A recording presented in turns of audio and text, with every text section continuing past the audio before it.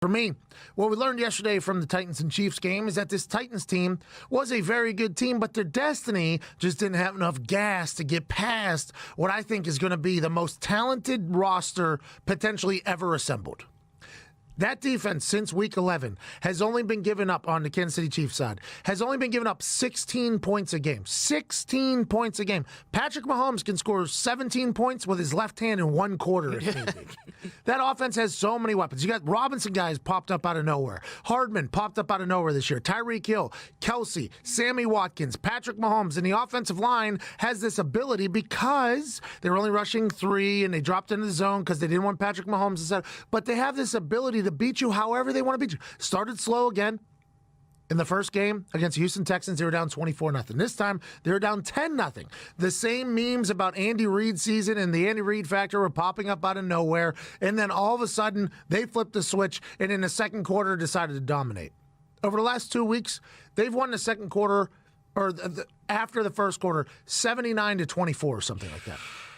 42 of those points coming in the second quarter. 6 drives in the second quarter the last 2 weeks for the Chiefs. 6 touchdowns in the second quarter for the Kansas City Chiefs. The way it goes is, whenever you think you have them, whenever you think you have it figured out, Dean Pease, the defense coordinator for the Tennessee Titans, schemed up something nice. Had him stumped there for the first quarter. Then Andy Reid and Patrick Mahomes figure it out, and in that second quarter, they just obliterate you. And then once that buzzsaw starts going, they go into halftime with the lead both times after being down. The other coaching staff goes, damn, Patrick Mahomes, Andy Reid, and that offense are hot right now, and they completely change everything that they thought they were going to do going into the game at halftime because they realize what's standing on the other side of the field, what's taking snaps for the opposing team. Michael Vrabel and the boys for the Tennessee Titans looked across the field at the guy taking snaps at quarterback and said, oh, that guy's an alien. Oh, that offense is heating up. Oh, they're going to be able to do whatever they want. Let's go ahead and change our entire thing. Let's panic. They don't even give the ball to Derrick Henry in the second half, basically. Derrick Henry has been this enigma that nobody could stop, nobody could tackle. Kansas City Chiefs proved that they could, but they put it all in Tannehill's hands. And as soon as you do that, you got Ryan Tannehill versus Patrick Mahomes in the second half. Good night, Irene. Well, hello there. Utilize the promo code PAYTHEBILLS and get $20 off your first order from SeatGeek. Now, back to the magic. I said good night, Irene. It was I think Tannehill's very good at football. I like what the Titans did this year.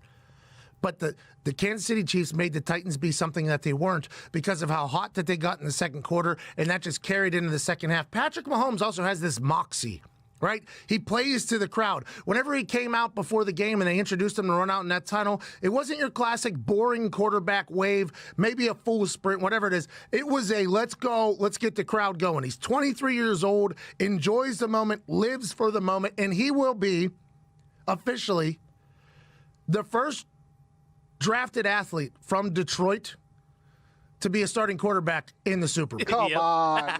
This early in the show, you had to bring it up? Well, I'm just saying that because he's such a good athlete. The reason why that I had to bring it up, because he was drafted by the Detroit Tigers to play baseball. He chooses to play football, and now he's made the NFL his playground, basically, week in and week out. And I think a lot of things changed at that bye week earlier in the year.